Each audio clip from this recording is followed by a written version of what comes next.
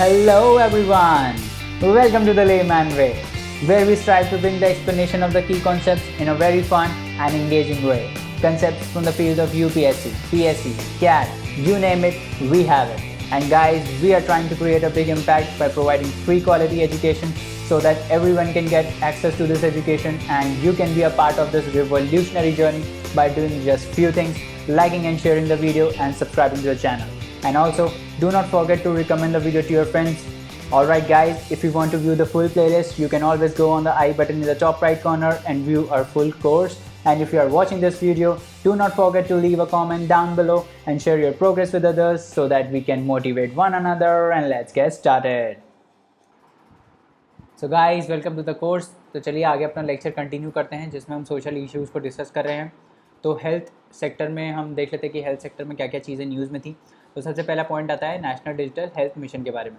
तो ये सबसे पहली बात तो ये हेल्थ से रिलेटेड है। तो कौन सी मिनिस्ट्री होगी? Ministry of health and family welfare, जिसने लॉन्च किया है। पायलट प्रोजेक्ट में लॉन्च हुआ था 6 यूनियन टेरिटरीज़ में। ठीक है, वॉलंटरी हेल्थ केयर प्रोग्राम है। इसमें हम क्या करेंगे कि बेसिकली हेल्थ फैसिलिटीज़ को इम्प्रूव करेंगे। तो जितना भी जैसे मान लो हेल्थ का डेटा है वो एक प्लेटफॉर्म पे लाके इंटीग्रेट करेंगे सारे, ताकि सबको एक्सेसिबल हो पाए वो हेल्थ का डेटा, है ना। जैसे आपका क्या बोलते हैं, जैसे आपका आधार कार्ड होता है ना, तो आपकी आइडेंटिटी होती है उसमें पूरी, वैसे ही इसमें एक डिजिटल हेल्थ आईडी की बात की गई है ना। जिसमें आपकी सारी इन्फॉर्मेशन होगी कि पास्ट में क्या क्या आपको हुआ है, डायबिटीज़ तो नहीं है, कौन कौन सी डिसीज़ हैं, कौन कौन सा मेडिकेशन चल रहा है ना। तो ये सारी जो इन्फॉर्मेशन है वो उस हेल्थ आईडी में होगी। ठीक है, तो वॉलंटरी हेल्थ केयर प्रोग्राम है जिसमें हम क्या करेंगे, बेसिकली हम गैप रिड्यूस करेंगे। जितने भी हेल्थ के स्टेक होल्डर्स हैं, जैसे डॉक्टर्स हैं, हॉस्पिटल्स हैं, सिटीजन्स हैं, इनको सबको एक प्लेटफॉर्म पे लाके कनेक्ट करेंगे ताकि एक्सेसिबल हो पाए और ईजिली हेल्थ फैसिलिटीज़ अवेल हो पाएँ। समझ में आ रहा है? To create a national digital health ecosystem हम क्रिएट करेंगे जिसमें हम यूनिवर्सल हेल्थ कवरेज देंगे किन किन एरियाज़ में, ताकि यूनिवर्सल हेल्थ कवरेज को हम इंश्योर करेंगे ताकि वो एक efficient, accessible, inclusive, affordable, timely और सेफ मैनर में जो ये हमारी हेल्थ सर्विसेज है, हेल्थ कवरेज है, ये इसको हम डिलीवर कर पाएँ। ठीक है, अब इसमें क्या क्या चीज़ें हैं, जैसे कि मैं बता रहा था एक हेल्थ आईडी जनरेट होगी। अब हेल्थ आईडी में क्या है, ये सारी हेल्थ रिलेटेड जितनी भी आपकी इन्फॉर्मेशन है पर्सन की, वो सारी हेल्थ आईडी में आपको मिल जाएगी, है ना। तो जैसे कौन कौन से मेडिकल टेस्ट हुए हैं, आपके पहले प्रिस्क्रिप्शन क्या क्या फॉलो किए हैं, क्या क्या डायग्नोसिस हुए हैं, क्या क्या ट्रीटमेंट चल रहा है। ठीक है, तो ये सब आपका हेल्थ आईडी में होगा। ठीक है, it can be created voluntary by every Indian citizen. हर इंडियन सिटीज़न अपना खुद का ये जो हेल्थ कार्ड है वो बना सकता है उस ऐप पे जाके या जो भी प्लेटफॉर्म होगा उस पर जाकर। ठीक है, एक डिजिटल डॉक्टर देंगे हम। ठीक है, तो डिजी डॉक्टर में क्या है, a single updated repository of all doctors enrolled in nation with relevant details, names, qualification, specialisation. जैसे प्रैक्टो करता है ना, प्रैक्टो क्या काम करता है, प्रैक्टो पे आप जाओगे तो वहाँ पे सारे डॉक्टर्स लिस्टेड रहते हैं ना, उनका एक्सपीरियंस लिस्टेड रहता है, उनका क्वालिफिकेशन लिस्टेड रहता है। तो वैसे ही अब गवर्नमेंट भी एक डिजी डॉक्टर टाइप का वैसा सिस्टम बनाएगी जिसमें सारे डॉक्टर्स का क्वालिफिकेशन, नाम, नंबर सब लिखा रहेगा, आप कभी भी उसको एक्सेस कर सकते हो। ठीक है, उसके बाद एक हेल्थ फैसिलिटी रजिस्टर बनेगा, रजिस्ट्री बनेगी जिसमें ये क्या होगी, एक सिंगल रिपोजिटरी होगी जिसमें सारी हेल्थ फैसिलिटीज़ अवेलेबल होंगी, चाहे वो पब्लिक हो चाहे वो प्राइवेट हो। ठीक है, उसके बाद पर्सनल हेल्थ केयर का रिकॉर्ड होगा, an electronic record of all health related information on an individual that can be drawn from multiple sources while being manage shared control by the individual. अब इसमें कुछ भी नहीं है, ये आपके हेल्थ रिकॉर्ड का, आपके हेल्थ का जो रिकॉर्ड है ना, मान लो आपकी एक फ़ाइल है जिसमें सब कुछ लिखा हुआ है आपके बारे में, तो वो टाइप का हेल्थ रिकॉर्ड होगा जिसको आप किसी भी डॉक्टर के साथ शेयर कर सकते हो। मान लो आपको कोई प्रॉब्लम हुई है ना, तो डॉक्टर पूछ रहा है आपसे कि पहले कोई प्रिस्क्रिप्शन लेते थे क्या, पहले कोई डिसीज़ थी क्या, तो आप ये सीधा सीधा जो है पर्सनल हेल्थ रिकॉर्ड है इसको शेयर कर दो तो वो उसको सारा आपका डेटा मिल जाएगा। ठीक है, और ऐसा नहीं कि उसके पास हमेशा इसका एक्सेस रहेगा, ऐसा नहीं है। कुछ पर्टिकुलर टाइम तक आप लिमिट भी कर सकते हो उस एक्सेस को, है ना। जैसे व्हाट्सएप पे लाइव लोकेशन शेयर होती है ना, उसमें होता है ना 1 घंटे के लिए शेयर करो, तो वैसे ही आप अपना डॉक्यूमेंट भी कोई पर्टिकुलर टाइम के लिए शेयर कर सकते हो। ठीक है, उसके बाद इलेक्ट्रॉनिक मेडिकल रिकॉर्ड्स होंगे, digital version of patients charts which contain same similar चीज़ है कि इलेक्ट्रॉनिक चार्ट होगा और इलेक्ट्रॉनिक हेल्थ रिकॉर्ड होगा, और कुछ नहीं है। Consent manager and gateway to exchange health information to exchange of health information is enabled by the consent manager and gateway where health records can only be viewed by the patient consent। आपको patient का consent चाहिए होगा अगर वो आपको document view करना है। तो जैसे मान लो कभी कभार क्या होता है, जैसे आप अगर क्रेडिट कार्ड यूज़ करते होगे, क्रेडिट कार्ड का जब स्टेटमेंट आता है ना, तो उसकी जब PDF आप खोलते हो तो उसमें आपका पासवर्ड मांगता है। तो वो पासवर्ड आपको पता होगा तभी आप खोल पाओगे, नहीं तो नहीं खोल पाओगे। तो उसी टाइप का ही जो है ये हेल्थ रिकॉर्ड होगा। आपकी PDF जो जनरेट होगी हेल्थ रिकॉर्ड की, वो इसी टाइप की PDF होगी जिसमें पासवर्ड चाहिए होगा, और बिना पासवर्ड पकड़ के कोई खोल नहीं पाएगा उसको, ठीक है। नेशनल हेल्थ अथॉरिटी जो है वो उसको इम्प्लीमेंट कर रही है। Attach office under ministry of health and family welfare with design build roll out and implement the national digital health mission. तो कोई पूछ ले कि कौन ministry of health and family welfare के अंदर कौन सी अथॉरिटी इंप्लीमेंट कर रही है, तो क्या बोलोगे, नेशनल हेल्थ अथॉरिटी, ठीक है। आगे बढ़ते हैं। कोविड-19 एंड मेंटल हेल्थ बहुत इंपॉर्टेंट इशू है, क्योंकि कोविड-19 में सब घर पे थे, डिप्रेशन में आ गया है, मेंटल हेल्थ का प्रॉब्लम है। तो उसके लिए क्या क्या न्यूज़ में था बेसिकली ये, तो देख लेते हैं कि क्या क्या क्यों न्यूज़ में था। According to an estimate, WHO ने बोला है कि मेंटल इलनेस जो है it makes about 15% of the total disease conditions around the world. तो 15% जितनी डिसीज़ होती है वो मेंटल इलनेस की वजह से होती है, ठीक है। ये WHO ने डेटा दिया है, आप मीन्स में कोट कर सकते हो, ठीक है। इंडिया में मेंटल हेल्थ से रिलेटेड कौन कौन से एक्ट हैं, तो इंडिया में एक मेंटल हेल्थ केयर एक्ट है, 2017 में आया था। ये क्या प्रोवाइड करता है, ये basically mental health care and services provide करता है उन लोगों को जो मेंटल इलनेस से जूझ रहे हैं, ठीक है। तो उनको प्रोटेक्ट करना है, प्रमोट करना है, उनके राइट्स को इंश्योर करना है, ठीक है, ताकि उनको नॉर्मल नॉर्मल जो है स्टेट में ला पाएँ, ठीक है। पहले क्या था, पहले सुसाइड को क्रिमिनलाइज़ किया गया है ना। पहले पहले सुसाइड जो था वो एक क्रिमिनल ऑफेंस था under section 309 of IPC, Indian penal code के सेक्शन 309 में। पहले सुसाइड जो था वो क्या था, एक क्रिमिनल ऑफेंस था, बट उसको अब डिक्रिमिनलाइज़ कर दिया गया है। अब अगर कोई सुसाइड अटेम्प्ट करता है तो उसको मेंटली इल ट्रीट किया जाता है, ना कि एक क्रिमिनल ऑफेंस ट्रीट किया जाता है, ठीक है। तो ये भी एक चीज़ है। उसके बाद और क्या क्या इनिशिएटिव्स हैं कोविड-19 के टाइम पे लिए गए, तो WHO department of mental health and substance use बेकार है, ऐसे कोई क्वेश्चन आएगा नहीं। अब इसमें एक चीज़ ये देख लो, मनोदर्पण। मनोदर्पण एक इनिशिएटिव है, किसका है, मिनिस्ट्री ऑफ एजुकेशन का, ये इंपॉर्टेंट है। मनोदर्पण मिनिस्ट्री ऑफ एजुकेशन का इनिशिएटिव है, और नाम से ही आपको पता चल रहा है, मनो मतलब मन, दर्पण मतलब मन का मिरर, है ना। तो आपका मन जो है वो उसका रिफ्लेक्शन बेसिकली ये मनोदर्पण है। तो आप ऐसे याद कर सकते हो, मनो मतलब मन, दर्पण मतलब मिरर, ठीक है। तो आपका स्टेट ऑफ माइंड कैसा है ना, उसको ट्रीट करने के लिए ये मनोदर्पण इनिशिएटिव है, ठीक है। तो मेंटल हेल्थ से रिलेटेड है, इतना ध्यान रखना। कौन सी मिनिस्ट्री है, मिनिस्ट्री ऑफ एजुकेशन है, और इसको लॉन्च किया गया था as a part of Aatmanirbhar Abhiyan to provide psychological support and counselling to students, teachers, families for mental health and emotional wellbeing. तो जो स्टूडेंट्स, टीचर्स और फैमिलीज़ हैं उनको मेंटल हेल्थ और इमोशनल वेलबींग उनका इंश्योर करने के लिए ये Manodarpan initiative ministry of education ने लॉन्च किया था, ठीक है। उसके बाद एक किरण है, Kiran under ministry of social justice and empowerment है। इसमें क्या है किरण में, 24/7 24/7 toll free mental health and rehabilitation helpline number है, जिस पे आप, हेल्पलाइन है बेसिकली, जिस पे आप कॉल कर सकते हो और अपने इश्यूज़ को बता सकते हो, ठीक है। तो उसमें आपका साइकोलॉजिकल सपोर्ट मिलेगा, डिस्ट्रेस मैनेजमेंट मिलेगा, है ना। फिर आपको वो लोग समझाएंगे कि नहीं नहीं ऐसे नहीं होता, वैसे नहीं होता, जो भी है XYZ, वो आप किरण के थ्रू कर सकते हो। तो किरण समझ में आया। किरण किसका है, ministry of social justice and empowerment का है। 24/7 टोल फ्री सर्विसेज अवेलेबल है उसमें, ठीक है। तो ये दोनों आपको याद रखना है। उसके बाद मेंटल हेल्थ रिव्यू कमीशन की अगर हम बात करें, तो ये मेंटल हेल्थ रिव्यू कमीशन जो है वो एक कॉन्स्टिट्यूशनल बॉडी है जो पीरियडिकली रिव्यू करेगी प्रोसीजर जो बेसिकली मेंटली इल पर्सनस को जैसे ट्रीट किया जाता है ना, उसके क्या प्रोसीजर होते हैं, ये रिव्यू करेगी और एडवाइस करेगी गवर्नमेंट को कि ऐसे हम जो इनके राइट्स हैं उनको प्रोटेक्ट कर सकते हैं, ठीक है। उसके बाद एक है मेंटल हेल्थ रिव्यू बोर्ड। तो मेंटल हेल्थ रिव्यू बोर्ड क्या करेगा, protect the rights of the person with mental illness and manage advance directives. तो बेसिकली राइट मैनेज करेगा किसके, मेंटली इल जो पर्सन है उनके राइट्स को मैनेज करेगा, ठीक है। नेशनल मेंटल हेल्थ प्रोग्राम क्या करेगा, ये 1982 से इम्प्लीमेंट हो रहा है, ठीक है। Government is supporting implementation of district mental health programme in 517 districts of the country for detection, management and treatment of mental disorders. तो मेंटल डिसऑर्डर को ट्रीट करने के लिए ये नेशनल मेंटल हेल्थ प्रोग्राम है। और आपको ये ध्यान रखना है कि ये जो प्रोग्राम है ये 1982 से मतलब चल रहा है, ऐसा नहीं है कि कोई नया प्रोग्राम कोविड-19 के टाइम आया है, ऐसा नहीं है। ऐसे भी कभी कभार क्वेश्चन पूछ लेते हैं कि इट वॉज रिसेंटली लॉन्च, तो ये रिसेंटली लॉन्च नहीं है, ठीक है, ये 1982 से चलता आ रहा है। उसके बाद हमारी नेशनल मेंटल हेल्थ जो पॉलिसी है 2014, उसमें क्या क्या प्रोविजंस हैं, universal access to mental health care institution, जो भी मेंटल हेल्थ केयर इंस्टीट्यूशन है उनका यूनिवर्सल एक्सेस है, सबको एक्सेसिबल है, ठीक है। Strengthening leadership in the mental health care, उसमें लीडरशिप को स्ट्रेंथन करेंगे। Gives out role for central and state government, local body, civil society organisations को इन्वॉल्व करके मेंटल हेल्थ को हम टैकल करेंगे, ठीक है। उसके बाद एक राहा ऐप है, राहा ऐप किसकी है, निम्हांस की। निम्हांस कौन है, national institute for mental health and neuro sciences. इसने एक ऐप क्रिएट करी थी, ऐप का नाम क्या था, राहा ऐप। राहा ऐप की क्या करेगी, ये एक मोबाइल एप्लीकेशन है जो क्या करेगा, which helps people to search for information about professional such as psychiatrist, psychologist और साइकेट्रिक सोशल वर्कर्स। तो मान लो आपको मान लो आपको काउंसलिंग चाहिए, ठीक है, आप जाते हो इस ऐप पे, आप देखते हो कि यार कोई साइकेट्रिस्ट है क्या मेरे आसपास, तो वो ये ऐप आपको दिखा देगा, ठीक है। तो ये किसने क्रिएट किया, आपको ये याद रखना कि ये जो रहा ऐप है ये मेंटल बेसिकली ऐसी ऐप है जिससे आपको साइकेट्रिस्ट, साइकोलॉजिस्ट और ये जो सोशल वर्कर्स हैं उनको आप एक्सेस कर सकते हो, ठीक है। और ये डेवलप किसने किया है, निम्हांस ने, ठीक है, national institute of mental health and neuro sciences ने, ठीक है। निम्हांस क्या है, निम्हांस is a multi disciplinary institute for patient care and academic pursuit in the field of mental health and neuro sciences. तो नाम से ही पता चल रहा है ना, mental health and neuro sciences के फील्ड में काम करता होगा। उसके बाद ये आता किसके अंडर है, ये निमांस आता किसके अंदर है, ministry of health and family welfare के अंदर, ठीक है। तो ऑब्वियसली मेंटल हेल्थ से रिलेटेड है, तो कौन सी मिनिस्ट्री होगी, ministry of health and family welfare.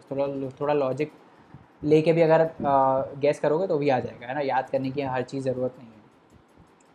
आगे बढ़ते हैं, ड्रग अब्यूज़ की बात करते हैं। तो ड्रग अब्यूज़ की अगर हम बात करें तो न्यूज़ में क्या होता है, क्योंकि वर्ल्ड ड्रग रिपोर्ट रिलीज़ किया है किसने, यूएनओडीसी ने। यूएनओडीसी क्या है, United nation office on drugs and crime, ठीक है। तो ऑब्वियसली ड्रग की रिपोर्ट है तो ड्रग्स एंड क्राइम वाला यूनाइटेड नेशन की एजेंसी करेगी, है ना।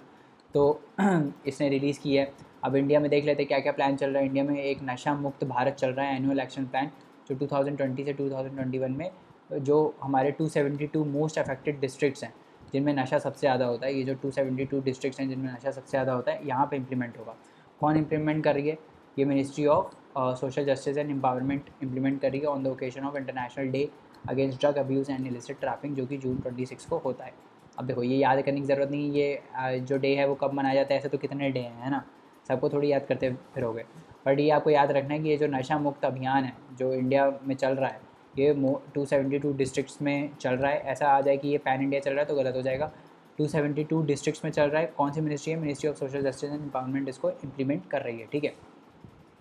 तो अगर हम वर्स्ट अफेक्टेड रीजन देखें तो देखो ये इंडिया है, ठीक है, ये इंडिया है। और यहाँ पे जो ड्रग का सप्लाई होता है ना, वो बेसिकली यहाँ बॉर्डर से होता है। एक यहाँ वाला बॉर्डर है और एक यहाँ वाला बॉर्डर है, ठीक है। तो जो सबसे अफेक्टेड डिस्ट्रिक्ट्स हैं वो भी यहीं वाले हैं। ये पंजाब वाला डिस्ट्रिक्ट सबसे ज़्यादा अफेक्टेड है और ये नॉर्थ ईस्ट वाला है, ठीक है।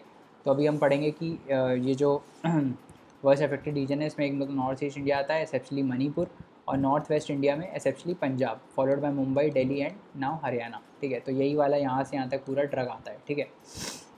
अब इंडिया जो है वो देखो इन दोनों ये जो ओपीएम सॉरी, ये जो ओपीएम स्टेट्स हैं इनके बीच में है, ठीक है। तो दो बहुत इंपॉर्टेंट हैं इसमें, एक है गोल्डन क्रिसेंट और एक है गोल्डन ट्रायंगल। तो गोल्डन क्रिसेंट जो है यहीं से ही पूरा स्मगलिंग होती है ओपीएम की, मतलब ये ड्रग्स की, है ना। तो इसमें क्या है, गोल्डन क्रिसेंट में कौन कौन सा आता है, गोल्डन क्रिसेंट ये क्रिसेंट शेप का है, कौन कौन सा आता है, ईरान, अफगानिस्तान और पाकिस्तान आता है। और ये जो गोल्डन ट्रायंगल है उसमें कौन कौन आता है, ये जो यहाँ वाले स्टेट्स हैं ना, म्यांमार, लाओस, वियतनाम और थाईलैंड, ये लोग आते हैं गोल्डन ट्रायंगल में। तो ये याद रखना है आपको कि गोल्डन क्रिसेंट में कौन कौन सी कंट्रीज़ आती हैं, ईरान, अफगानिस्तान और पाकिस्तान, और गोल्डन ट्रायंगल में कौन कौन आता है, Myanmar, Laos, Vietnam and Thailand, ठीक है। अब नशा मुक्त भारत के बारे में थोड़ा बात कर लेते हैं, किसने कौन सी मिनिस्ट्री लॉन्च करी है इसको, कौन सी इंप्लीमेंट करी है, ministry of social justice and empowerment, ठीक है। एनुअल एक्शन प्लान में क्या है, 272 डिस्ट्रिक्ट्स पे फोकस है जो सबसे ज़्यादा प्रोन है, ठीक है। 3 pronged attack will be launch combining efforts of narcotics bureau, outreach awareness by social justice and treatment through health line department, जो नॉर्मल ट्रीटमेंट करेंगे। कंपोनेंट्स देख लेते हैं इसके क्या क्या हैं, अवेयरनेस फैलाएंगे हम इन ड्रग्स के बारे में, इनके बैड इफेक्ट्स के बारे में, ठीक है। हायर एजुकेशनल इंस्टीट्यूशन को फोकस करेंगे, community outreach and identification of dependent population को हम आइडेंटिफाई करेंगे, ट्रीटमेंट पे फोकस करेंगे और कैपेसिटी बिल्डिंग करेंगे, ठीक है। अब इससे रिलेटेड कॉन्स्टिट्यूशन प्रोविजन कौन सा है, आर्टिकल 47 ऑफ द कॉन्स्टिट्यूशन क्या बोलता है कि state shall endeavour to bring about prohibition of consumption except for the medicinal purpose of intoxicated drinks of drugs which are injurious to health, ठीक है। अब ये किस पार्ट में आता है इसके, डीपीएसपी के गांधीयन प्रिंसिपल है ना। गांधी जी ने बोला था ये सब जो दारू वारू है इसको बंद करो, है ना, ये सब नहीं होना चाहिए, इसकी वजह से डोमेस्टिक वायलेंस वगैरह बढ़ता है। तो ये आर्टिकल 47 में है, कौन सा है, गांधीयन प्रिंसिपल है। तो आपको याद रखना है कि article 47 deals with intoxicating drinks and of drugs which are injurious to health, ठीक है, ये आपको याद रखना है। अब अगला आता है एपिडेमिक डिसीज़ अमेंडमेंट बिल 2002। तो कोविड-19 जब आया था तो हेल्थ वर्कर्स के अगेंस्ट बहुत सारे वायलेंस होने लगा था। कोविड में इतना पैनिक हो गया था कि लोग, आपने देखा ही होगा न्यूज़ में, लोग डॉक्टर्स को मारने भी लगे थे, है ना। तो तो बेसिकली एक अमेंडमेंट बिल आया था, ठीक है, जिसमें कुछ कुछ चेंजेस आए हैं, ठीक है। तो it was pass by the parliament which amends the epidemic, जो 1897 का एक्ट है उसको ये अमेंड कर रहा है। ये बेसिकली 2020 होगा मेरे हिसाब से, ठीक है। एपिडेमिक डिसीज़ अमेंडमेंट बिल 2020 है ये गलत दिया है, 2020 है ये, ठीक है। It repeals the epidemic diseases amendment ordinance which are promulgated in April 2020, ठीक है। तो क्या क्या है बेसिकली इसमें देख लेते हैं प्रोविजन क्या क्या है। It provides protection to healthcare service personnel which are at risk of contracting the epidemic disease while carrying out duties to the epidemic। अब जैसे ये तो एपिडेमिक का बात है, बट पैंडेमिक में जैसे अभी कोविड-19 है ना, तो जो हमारे फ्रंट लाइन वर्कर्स हैं तो उनको होने का ज़्यादा चांस है, ठीक है। तो उनको वो प्रोटेक्ट करता है बेसिकली, ठीक है। It defines the act of violence, जो भी कोई वायलेंस कर रहा है इन हेल्थ केयर प्रोफेशनल्स के अगेंस्ट, ठीक है, उसको ये डिफाइन करता है, ठीक है। क्या डिफाइन, कैसे डिफाइन करता है, क्या क्या एक्ट ऑफ वायलेंस में इंक्लूड होता है, हरासमेंट, हार्म, इंजरी, आप पत्थर मार रहे हो डॉक्टर को, ये सब जो न्यूज़ में चल रहा था अभी है ना पिछले साल, तो ये सब चीज़ें जो हैं वो एक्ट ऑफ वायलेंस में काउंट होती है। आप उनकी लाइफ को डेंजर कर रहे हो, आप उनको ऑब्स्ट्रक्ट कर रहे हो ड्यूटीज़ अपनी डिस्चार्ज करने में, ठीक है। लॉस और डैमेज ऑफ प्रॉपर्टी और डॉक्यूमेंट्स XYZ, ये सारी जो चीज़ें हैं ये सब किस में आती हैं, एक्ट ऑफ वायलेंस में अगेंस्ट हेल्थ केयर प्रोफेशनल्स। तो अगर किसी ने कर दिया ये वायलेंस तो क्या है, उसके अगेंस्ट जो है वो फ़ाइन है और इम्प्रिजनमेंट भी हो सकता है, ठीक है। तो इम्प्रिजनमेंट 3 से 5 साल तक का हो सकता है और फ़ाइन 50,000 से 2 लाख रुपए का फ़ाइन भी आपके ऊपर लगा सकता है अगर आप ये एक्ट ऑफ वायलेंस में इन्वॉल्व हो, ठीक है। और ये ऑफेंसेस जो हैं वो कॉग्निजेबल हैं और नॉन बेलेबल हैं, बेल नहीं मिलेगी इस पर, समझ में आ रहा है। उसके बाद person convicted of offences will be liable to pay compensation, तो ये तो मैंने बता ही दिया, ये कंपनसेशन 50,000 से 2 लाख रुपए तक का है, ठीक है। Expands the powers of central government to regulate the inspection of bus, train, goods vehicle, ships, blah blah blah और अराइविंग एट एनी, ये सब बेकार है। इसमें बेसिकली क्या बोल रहा है कि पावर दी जा रही है सेंट्रल गवर्नमेंट को कि ये जितनी भी ये सब चीज़ें हैं, बस, ट्रेन, गुड, शिप, वेसल, इन सबको इंस्पेक्ट कर सकती है, ठीक है, ताकि कोई वायरस फैले ना, इस टाइप से। अब आगे बात करते हैं हेल्थ सेक्टर में, और आगे बात करते हैं हेल्थ इन इंडिया रिपोर्ट किसने रिलीज़ की है। Health in India report release की है ministry of statistics and programme implementation ने। अब बस इसमें आपको यही याद रखना है कि ये जो रिपोर्ट है वो किसने रिलीज़ की है, हेल्थ इन इंडिया रिपोर्ट मॉस्पी ने, ठीक है। अब आगे बढ़ते हैं नेशनल फैमिली हेल्थ सर्वे किसका है, मिनिस्ट्री, ऑब्वियसली हेल्थ से रिलेटेड है तो कौन सा होगा, ministry of health and family welfare. इसने डेटा रिलीज़ किया है 5th national family health survey का, ठीक है। इसमें डिटेल पॉपुलेशन इन्फॉर्मेशन दी गई है पॉपुलेशन, हेल्थ, न्यूट्रिशन के बारे में 17 स्टेट्स और 5 यूटीज़ में, ठीक है। अब इसमें क्या क्या बोला गया, क्या क्या इसके वो हैं फाइंडिंग्स, कि जो अंडर 5 मोर्टालिटी रेट है और जो इन्फेंट मोर्टालिटी रेट है वो डिक्रीज़ हुआ है 18 स्टेट्स में, ठीक है। नियोनेटल जो मोर्टालिटी रेट है, जो हमने बात किया था जब इंसान पैदा हुआ है से लेकर 28 दिन तक, अगर मान लो वो मर जाता है, ठीक है, 28 दिन के अंदर अंदर अगर वो मर जाता है तो उसको हम क्या बोलते हैं, नियोनेटल मोर्टालिटी रेट, ठीक है। तो वो जो नियोनेटल मोर्टालिटी रेट है पर 1000 लाइव बर्ड्स, वो जो है वो डिक्रीज़ हुआ है 15 स्टेट्स में। माल न्यूट्रिशन जो है वो और बढ़ गया है, माल न्यूट्रिशन बढ़ गया है। तो माल न्यूट्रिशन बेसिकली इंपॉर्टेंट चीज़ है। माल न्यूट्रिशन का मतलब ये सिर्फ मतलब नहीं है कि आपको न्यूट्रिशन अच्छे से नहीं मिलना, ओवर न्यूट्रिशन भी जो है वो भी माल न्यूट्रिशन का पार्ट है। तो ये ध्यान रखना कि माल न्यूट्रिशन कंसिस्ट ऑफ बोथ, या तो आप गंदा खा रहे हो, बहुत ज़्यादा खा रहे हो, गंदा खा रहे हो, वो भी माल न्यूट्रिशन में आता है, और आप बिल्कुल ही कम खा रहे हो, न्यूट्रिशियस चीज़ें नहीं खा रहे हो, वो भी माल न्यूट्रिशन में आता है, ठीक है। स्टंटिंग इंक्रीज़ हुई है 13 स्टेट्स में, वास्टिंग इंक्रीज़ हुई है 12 स्टेट्स में, अंडर वेट और ओवर वेट चिल्ड्रन जो हैं वो भी बढ़े हैं 16 और 20 स्टेट्स में, ठीक है। तो स्टंटिंग क्या होता है, मैंने बता रखा है आपको। स्टंटिंग क्या होता है कि आपकी जो हाइट है ना, वो आपके एज के हिसाब से बहुत कम है। जैसे अगर आपने गेम ऑफ थ्रोन्स देखा होगा तो उसमें टीरियन लैनिस्टर है ना, ही स्टंटेड। स्टंटेड मतलब आपकी, मान लो आप हो 25 साल के, आपकी हाइट है 4 फुट, ठीक है, तो दिस इज़ कॉल्ड स्टंटिंग। आपकी हाइट बढ़ी नहीं तो this is called stunting. Wasting क्या है कि आपकी हाइट के हिसाब से आपका वेट नहीं है ना, मान लो आपकी हाइट है 6 फुट 5 इंच, ठीक है, तो और आपका वेट है 35, तो this is not not a good thing. तो this is called wasting. Wasting मतलब आपकी हाइट के हिसाब से आपका वेट नहीं है, ठीक है, दैट इज़ कॉल्ड वास्टिंग। तो बाकी अंडर वेट और ओवर वेट वही है ना। सेक्स रेशियो जो है वो इंक्रीज़ हुआ है 17 स्टेट में, फर्टिलिटी रेट डिक्लाइन हुआ है, और बाकी वैक्सीनेशन में इंप्रूवमेंट आया है, ठीक है। जो चिल्ड्रन की वैक्सीनेशन है उसमें इंप्रूवमेंट आया है, ठीक है। WHO designates 2021 as a international year of health and care workers. तो ये याद रखना कि कौन सा international year health and care workers के लिए डिक्लेयर किया गया 2021। किसने डिक्लेयर किया, WHO ने, ठीक है। WHO ने एक और चीज़ लॉन्च किया है, global strategy to accelerate the elimination of cervical cancer, ठीक है। तो कैंसर को एलिमिनेट करने के लिए WHO ने ग्लोबल स्ट्रैटेजी लॉन्च की है। WHO aims to reduce 40% of the new cases and 5 million related deaths by 2050। ये टारगेट है WHO का कि कैंसर की वजह से जो 40% नए केसेस आते हैं और 5 मिलियन डेथ्स होती हैं, है ना, इसको हमको इतने से रिड्यूस करना है, ठीक है, by 2050 with a combination of vaccination, screening, treatment. For the first time, 194 countries, including India, committed to eliminate cancer, following the adoption of resolution at the World Health Assembly 2020 in Geneva. तो पहली बार ऐसा हुआ है कि जो 194 countries हैं total, उन्होंने India को इंक्लूडिंग उन्होंने कैंसर को एलिमिनेट करने का प्लेज लिया है, ठीक है। आगे बढ़ते हैं। Pharmacopoeia commission for India medicine and homeopathy PCIM and H। तो क्यों न्यूज़ में था ये, क्योंकि कैबिनेट ने इसका रीइस्टेब्लिशमेंट की बात की है कि इसको हम एक सबऑर्डिनेट ऑफिस बनाएंगे अंडर मिनिस्ट्री ऑफ आयुष, ठीक है। इसमें अब इसको जब बनाएंगे, इसको कैसे बनाएंगे, इसको मर्ज करके बनाएंगे 2 डिपार्टमेंट्स को, pharmacopoeia laboratory for Indian medicine, ठीक है, और होम्योपैथिक फार्माकोपिया लेबोरेटरी, इन दोनों को मर्ज करेंगे और इन दोनों को मर्ज करके हम क्या बनाएंगे, pharmacopoeia commission for Indian medicine and homeopathy, ठीक है।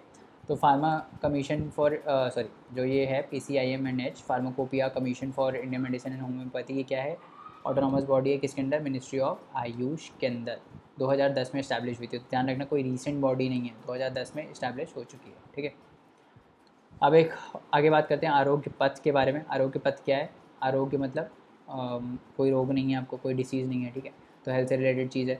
It is a web based national health care supply chain portal, ठीक है, to provide real time availability of critical health care supplies. तो जो भी हेल्थ केयर सप्लाईज़ हैं, जैसे medicine हो गई है ना, PPE किट्स हो गई, ये सब क्रिटिकल हेल्थ केयर सप्लाईज़ हैं, ठीक है। तो इनको प्रोवाइड करने के लिए ये एक national health care supply chain portal बनाया गया है, ठीक है। इस पर आपको सब चीज़ें मिल जाएंगी। उसके बाद एक और ऐप के बारे में बात करते हैं, जन औषधि सुगम मोबाइल ऐप। ये क्या ऐप है, ये इसको 2019 में लॉन्च किया गया था। जन औषधि मतलब औषधि क्या होती है, मेडिसिन होती है। तो बेसिकली ये हेल्प करता है लोगों को near by basically Jan Aushadhi केंद्र को लोकेट करने में, ठीक है। तो यहाँ जन औषधि केंद्र में आपको जेनरिक मेडिसिन मिल जाएंगी, ठीक है। तो अगर आपको पता करना है कि ये जो हमारे जहाँ भी हम रहते हैं वहाँ के बगल में ये जो जन औषधि केंद्र है वो कहाँ है, तो आप ये इस ऐप पे जा सकते हो, जन औषधि सुगम मोबाइल ऐप पे। ये किसने डेवलप किया है, bureau of pharma PSUs of India ने डेवलप किया है अंडर डिपार्टमेंट ऑफ फार्मास्यूटिकल्स, ठीक है। प्रधानमंत्री जन औषधि केंद्र जो है वो प्रधानमंत्री जन औषधि परियोजना के अंदर इस्टेब्लिश किया गया है to provide quality generic medicine at affordable prices, ठीक है। तो ये चीप होती हैं जेनरिक मेडिसिन, है ना, ब्रांडेड वाली जो होती है वो महंगी होती हैं। तो ये प्रोवाइड करने के लिए प्रधानमंत्री जन औषधि परियोजना लॉन्च की गई थी, ठीक है। अब प्रोजेक्ट आहाना के बारे में बात करते हैं। प्रोजेक्ट आहाना क्या है, it is a plan India एक NGO है बेसिकली, ठीक है। तो इसने एक नेशनल प्रोग्राम लॉन्च किया है एड्स फ्री जनरेशन के लिए, ठीक है। तो इसका अगर ऑब्जेक्टिव पूछा जाए कि ये जो प्रोजेक्ट आहाना है ना, ये किससे रिलेटेड है, ऐसे ही पूछा जाएगा, ये जो प्रोजेक्ट आहाना है वो किससे रिलेटेड है, दे देंगे ट्यूबरक्लोसिस, एड्स, एनीमिया, इस टाइप से। तो आपको याद रखना है कि ये एड्स फ्री जनरेशन पे फोकस करता है, ठीक है। This is related to AIDS, ठीक है। कौन सा, किसने लॉन्च किया है, प्लान इंडिया, जो कि एक NGO है। It is focus on preventing parent to child transmission among women in most vulnerable and marginalise community. तो मान लो किसी पेरेंट को एड्स है, ठीक है, तो वो चाइल्ड में ट्रांसमिट ना हो, उसके लिए ये काम कर रहा है प्रोजेक्ट आहाना। समझ आ गया, चलो। तो चलिए दोस्तों, आज के लिए इतना रहने देते हैं, बाकी कंसेप्ट्स नेक्स्ट लेक्चर में पढ़ेंगे। और जाने से पहले लाइक शेयर सब्सक्राइब करना ना भूलें, चैनल को रिकमेंड करें अपने दोस्तों को, और आप हमको अपने डाउट्स और क्वेरीज़ जो हैं वो queries@thelaymanway.com पे भेज सकते हैं, जहाँ पे हम आपका रिप्लाई इंस्टेंटली करेंगे। तो चलिए नेक्स्ट लेक्चर में मिलते हैं, तब तक पढ़ते रहिए, हार्ड वर्क करते रहिए। Thank you so much, bye bye and take care.